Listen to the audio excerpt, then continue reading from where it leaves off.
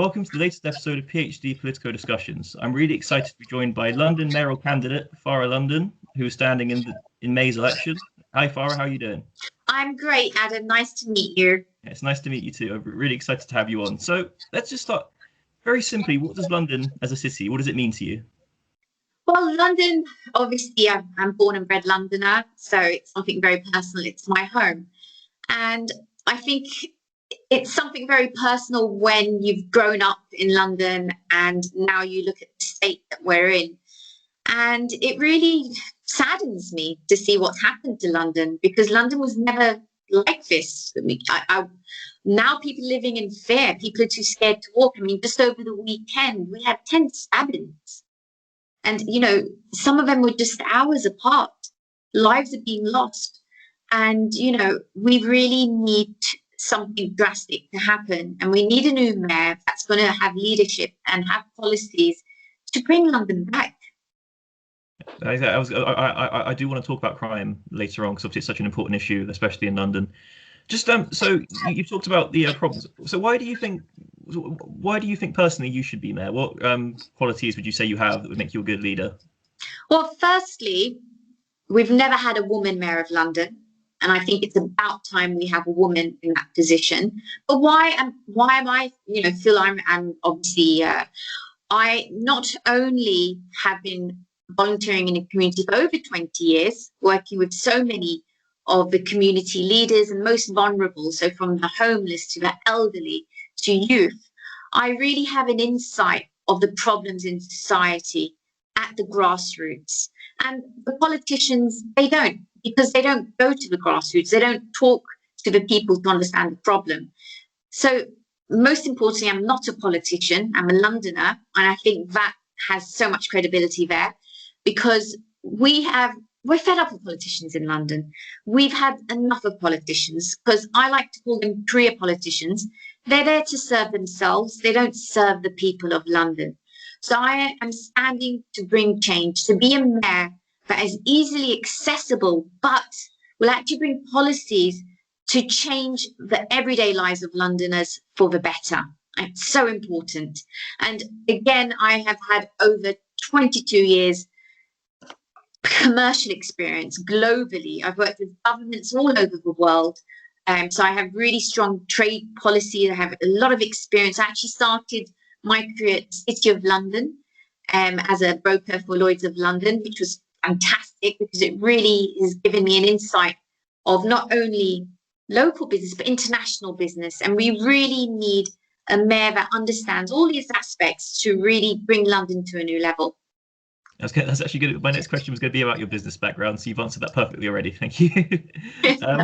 So you used to be a member of the Conservative Party. You used to be a Conservative campaigner. I'm just wondering, why did you decide last year to leave the party? I left, frankly, because I was just disappointed of the way everything was being handled. I had high hopes, and unfortunately, the whole pandemic, the way it's been handled, I was embarrassed. And I really felt we don't need politicians. I don't need to be a Conservative. I voted Labour in the past as well. I vote what's right for the country at the time. So for me, I really feel our country is governed by politics, but it doesn't mean our city needs to be. In fact, our city should be independent, because the current problem we have is we have Conservative government, we have a Labour mayor, and all they do is knock heads, argue with each other. They don't agree on anything. There's a blame culture, and nothing gets done. The Londoners are the ones that suffer. And then if you get a mayor that's from the same party, he is not going to listen to Londoners. He's going to be dictated to by the central government. So he won't actually represent the people of London. As an independent mayor, you don't have a political agenda. You're not representing a political party, but you're there to represent the people of London. So you're going to get your job done, and then you have a stronger position to negotiate with government. Okay. So you said you voted Labour as well. Would you say you have would you label yourself with any ideology? Would you say you come from an ideological background in any way, or? I fight for people. Okay. Simple. I fight for people. I live to serve people. And when you sit in that office at City Hall, you're not there to serve yourself, you're there to serve the people. And that's something that's at the core of me, is to serve others. So the reason I voted Labour and Conservative is, again, I do what's right for the country at the time. In December, was it right to have a Corbyn government? Absolutely not. So it's all about recognising, understanding what's going to be right for the country at the time. And that's, where my alliance lies. So you previously mentioned the idea that you would be the first female mayor of London if elected. What would that mean to the City of London to finally have a female mayor after what's been over 20 years of devolved government? I think it would be history in the making, definitely history in the making. Why we haven't had one before, I don't know, but it is time for change.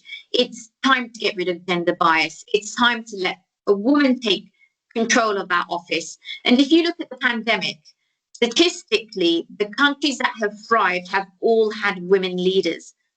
Is that a coincidence? I don't know. But I feel strong woman leadership will bring change to London that we need. Okay. So over the weekend, Sadiq Khan, he tweeted, he said it was a 2-horse race, the Mayor of London race. It was between him and the Conservative candidate Sean Bailey. Just wondering, how would you respond to that claim? I laugh at that, actually, and I find he's very complacent, and for me, I actually prefer him to be complacent, because he doesn't understand the damage he's done. He doesn't understand how many Labour voters he's lost. Daily, I am being contacted by not only Labour voters, but by Conservative voters that no longer want to vote for a politician. They have lost hope in Labour and Conservatives, and they say, we like you, we like your policies, we actually see that you're a genuine person. So no, it's not definitely it's not a race between him and Sean Bailey. I think that's a very arrogant statement to make. I'm coming for the mayor's office. I look forward to taking Sadiq Khan out of office. So I was going to ask, obviously with the way the voting system works in London, you do get a second vote. Do you have are you telling your supporters there's a person you should put as number 2, or is it completely up to them? I believe in democracy, and I believe the voters have a right to choose who they feel is their second choice. I would never dictate ever to a voter. I feel every candidate should work hard to earn every single vote. That's so important. So one thing that interests me is the nature of the nature of this campaign, given the pandemic. It must be so much harder to reach voters. You can't knock on doors, you can't do the traditional canvassing. How much harder has it been to reach out to voters because of obviously the conditions, the climate? Of course, it's actually very difficult, and we're depending more obviously on tech, online. Yes, we can't canvass, we can't get out there to talk to people. So yes, it's very difficult. But at the end of the day, I feel, we are all now, because of the pandemic, on tech. Look at you and I, we're on this call right now. Yeah. So technology has played an important role. Yes, it's not the most ideal conditions, but it's the most necessary conditions to keep everyone safe. And to be very frank with you, that's why I have a vision for Tech London. One of my policies is to make London the second largest tech city in the world after Silicon Valley. And, this just gives an example of why we need to lead that way forward. We're in a perfect geographical position, and we can really revolutionize London for the future, secure its future. Okay. So I really do want to talk. So I do want to get onto your policies, and first I do want to talk about crime. And you've said in I've got the quote from your website, you want to free London from the grip of crime. That's the term you used. So obviously, I think what do you mean? Any crimes in particular? I'm guessing knife crime and drugs are probably quite significant issues in London. But are there any other crimes in particular that really need to be? Definitely, human trafficking is just, that really hasn't been handled, and that's shameful. Slavery that goes on, and petty theft.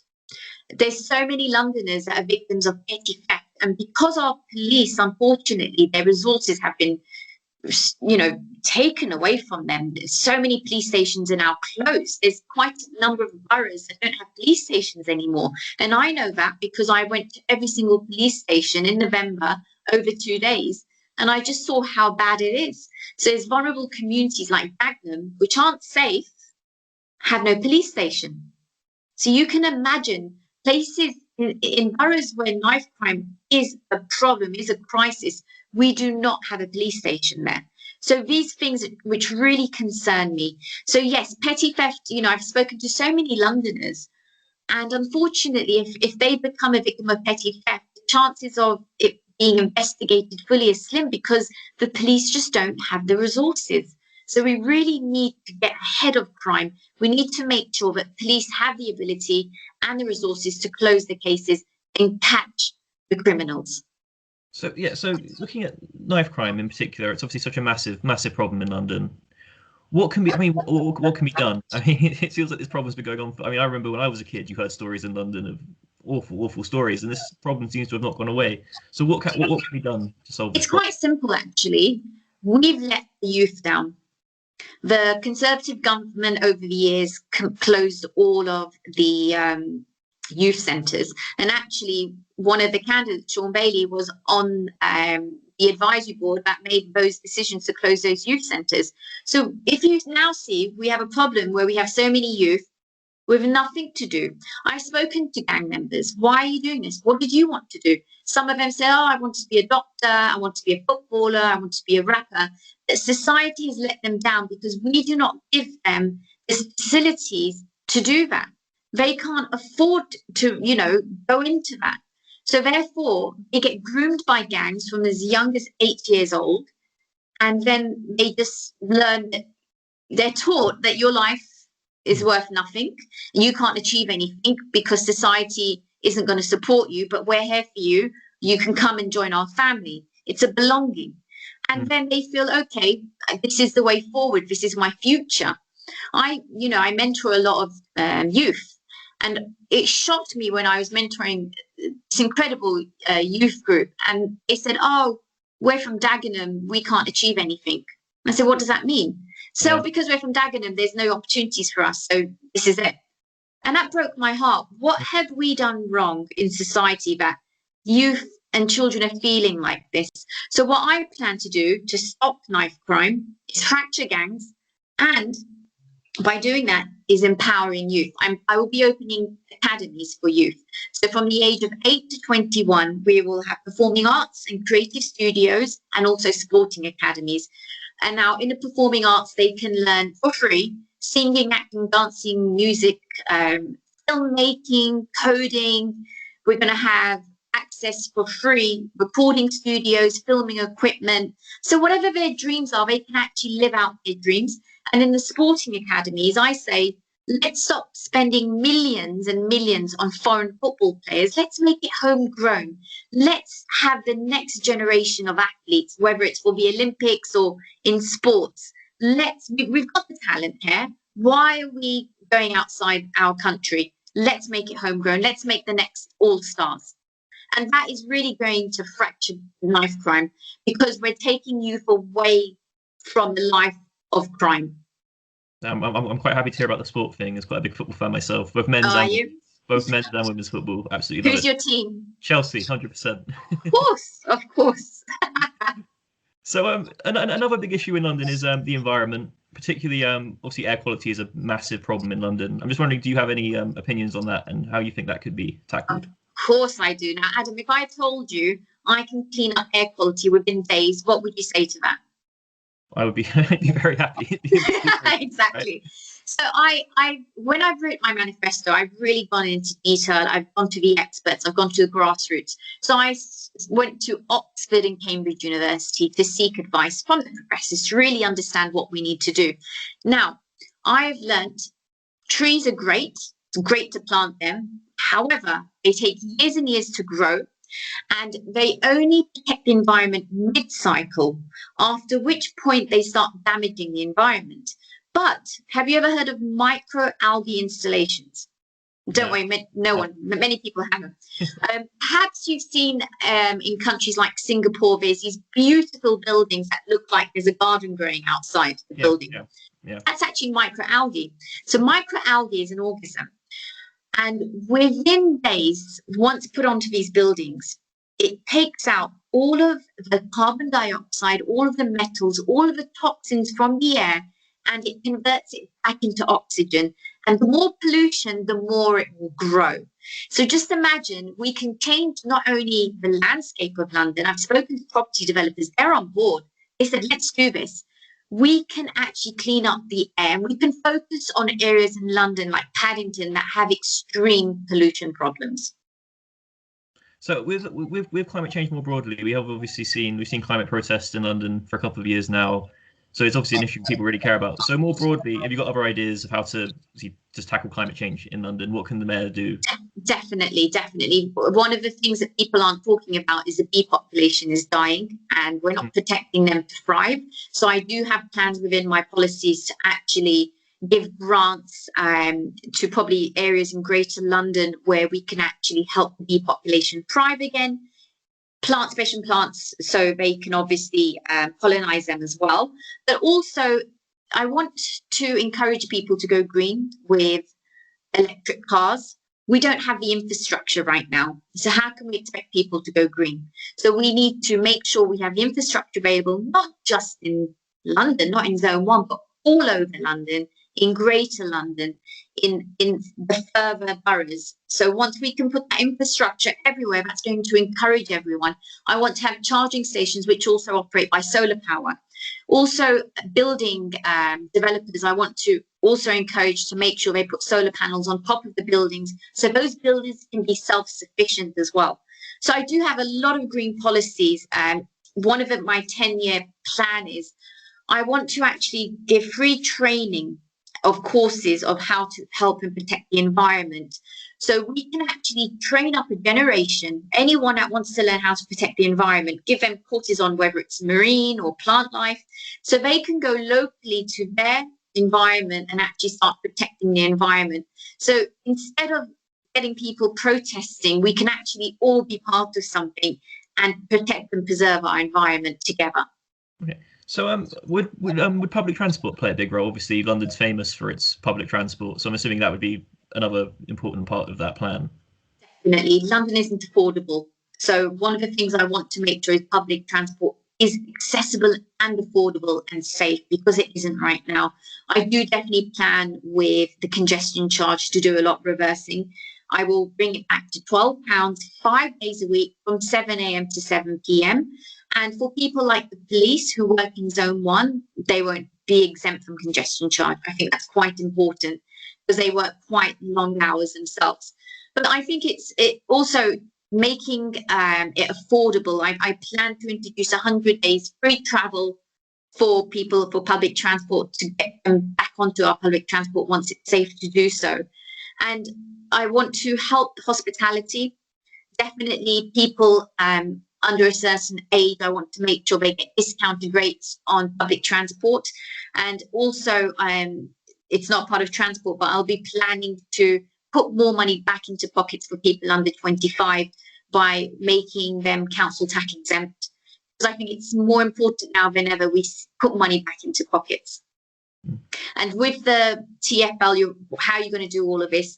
It's bankrupt, yes, because I'm going to introduce a revolutionary state-of-the-art advertising system, also sponsorship, so we can actually get private companies to pay all these changes. We are not taking advantage of our advertising space properly. And if we do it right, we can generate millions and millions. So I mentioned climate protests. Another protest we saw over the summer was the Black Lives Matter protest. I'm wondering what your thoughts are on that. But also, I guess one of the things I love about London is the fact that it's such a multicultural city. You can find almost any nationality. You can find almost any different race, creed, sexuality. It's such an amazingly diverse city. It is. So I'm just wondering, so what do you think of, what were your thoughts of the protests? And obviously, I hope you agree that obviously that's such an important part of London, is its diversity. Of course it is. And, that's exactly why I plan it. I realized something. We don't actually have any Black monuments where any Black person can go, take their grandchildren, take their children, or just go and feel proud. So I plan in Trafalgar Square to put the first Black monument, which will be voted for by the people, and we can actually, give justice to our community and say thank you for your immense contribution. And here's something that we want you to feel proud of, as we are for your contribution. And also, I'll be making the first Black museum, which I think is so important. We don't have a proper, substantial Black museum that celebrates culture, celebrates the diverse contribution from Africa and the Caribbean nations to London. So it's about time we acknowledge that, and we'll have exhibitions from all over the world coming to really represent and promote Black history. I think it's so important. Okay. So obviously another massive issue for Londoners is housing, and particularly for young people, the cost of housing, not just to buy but also to rent, is crazily expensive. So what can be done, I guess, to build more houses in London, but also just to make housing, either renting or buying, more affordable for especially young people, but I guess people in general? Yes, housing is priority for me, because you're right, it's not affordable. People cannot afford to live in the capital and they're leaving. So firstly, I've been speaking to property developers and they're ready to build affordable housing. The problem that they have had is the councils have been blocking them. The councils have been acting, they've been given so much power by the mayor's office because he hasn't been bothered. So they have been doing what they want. They've just been blocking loads of planning permissions. So I want to make planning permission a lot more easier. I want to make sure there's an appeal process as well. So I'm not going to mention the council, but there's a particular council in London that has a planning permission board. And on that, 2 individuals sit there that actually work for a property developer, which is a bit of conflict of interest. And they've been blocking other property developers, but approving projects for that developer. So I want to end that corruption. I want to make sure people like yourselves or young individuals or just Londoners will have access to affordable housing, which we will build. But also, once built, I'm going to block any foreign buyers block buying these apartments. They will only be for the residents of London. So we won't have that problem where foreigners are coming and buying 20 apartments, 10 apartments, and then renting it out. They will be secure and affordable. I will be introducing special deals for, rent to buy to help get people back on the property ladder. So I really want to introduce a lot to make it affordable.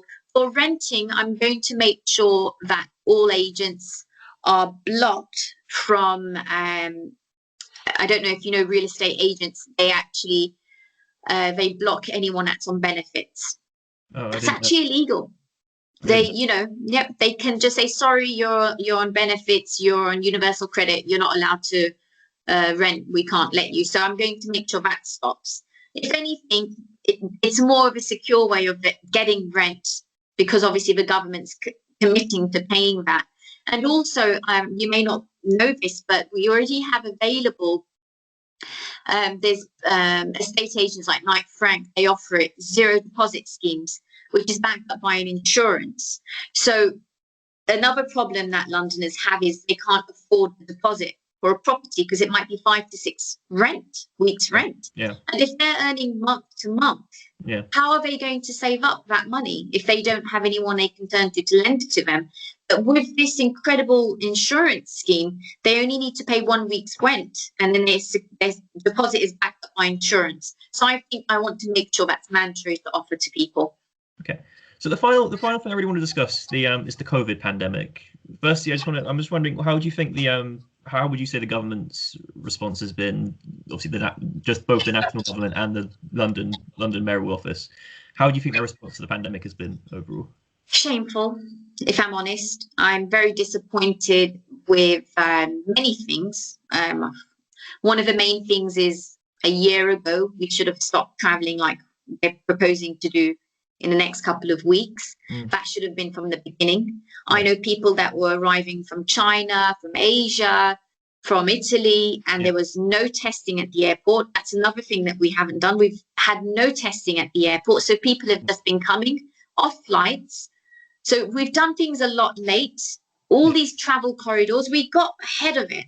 In July, we were great. We could reopen, but then we introduced all these travel corridors. So everyone went traveling, brought back COVID. So by September, we were back into the same situation developing.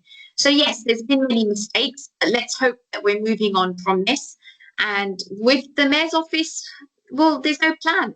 He's just been blaming everyone. He hasn't been a leader. He hasn't led. He hasn't led the people, given a plan. So I think that's a big failing for him as well. One of the biggest mistakes I have to say is back in last year, towards the end of the year, when they introduced the 10 p.m. curfew for all venues closing. And I think that was one of the biggest mistakes, because what that meant was everyone at 10 o'clock left all the venues. So you were mass gathering people. Yeah. Public transport was full at the same time with everyone going home, but also hundreds of people were in the squares. They were in Trafalgar Square, Piccadilly Circus. They didn't want to go anywhere. So there were hundreds of people just sitting there doing nothing. So this was a big problem that we caused. And this obviously helped the spread of the virus as well. So yes, there's been many things that have gone wrong, but we can get things right. We can reopen safely. We need to make sure that happens. And as the next mayor of London, I'm committed to make sure London's economy does bounce back. That's actually going to be my final question. Obviously, there's been untold economic and health damage, not just to London, but the entire country because of this pandemic. We finally, the vaccine rollout seems to be going quite well. So it does look, hopefully, like we're finally reaching some sort of end. So clearly there's going to have to be an economic rebuild, not just of London, but probably of the entire country. As mayor, what are your ideas for, I guess, rebuilding that economy, not just, I guess, in the post-COVID world, but also, of course, the post-Brexit world as well? Yes, of course. I have very, very comprehensive plans for that. One of the things is, let's talk about Brexit. Brexit has happened, and Europe will always be an alliance for us. But now we need to actually think bigger. And what I will immediately be doing is introducing a program called City to City, which will have business tunnels working with our Commonwealth group of nations. We have 52 of them, and we're not doing enough with them. So that's an immediate market to tap into, the Commonwealth group of nations, where we can do plan city to city, bring back foreign direct investment back into London, bring back trust. There's so many businesses ready to invest back in London, but they're waiting for the right mayor that is going to welcome the investment back. I will be focusing on foreign direct investment back into our city as well. That's very important. That's something that's not being done. I will lobby the government to introduce special, for example, stamp duty, eliminate stamp duty for new investors that want to buy commercial assets. I think that's a necessity to encourage that money to come back into our city. That in turn is going to create jobs, which is number one priority. We need to create jobs. We need to address mental health. We have definitely seen suicides are up. People are really suffering, and we need to make sure they can get the help that they need. And I plan to introduce free counselling for people that really need it, who have suffered because of the pandemic, because they don't have access right now. It's impossible for them. If they go to their GP, they just give medication. But we need to talk to them. We need to help them through this crisis. So I definitely agree with the mental health issue. I think it's one of those things that politicians, I think probably with good intentions, do speak well about. But I think whenever they're in office, they rarely ever actually tackle the problem or do what they have to. We need to tackle it. It's not good enough to talk. We need action. And I'm a mayor of action. I'm a woman of action. So I need to make sure Londoners have access to free care if they need it. And they have, most importantly, access to getting jobs and opportunities, creating opportunities. And through Tech London, I'll be opening free coding academies. So no matter what your age is, if you want to create change, you want to become a coder, be part of Tech London, we're going to teach you. Okay. Thank you so much for your time, Farah. I really appreciate it. Good luck with the last 3 months of the campaign. Adam, thank you so much. It's been an absolute pleasure. Have a great day. Thank you. You too. Bye. Bye-bye. Hi guys, thank you for watching this latest episode of PhD-Politico Discussions. If you enjoyed this video, then please don't forget to give it a like. And if you want to watch more content like this, then please do subscribe. Bye guys.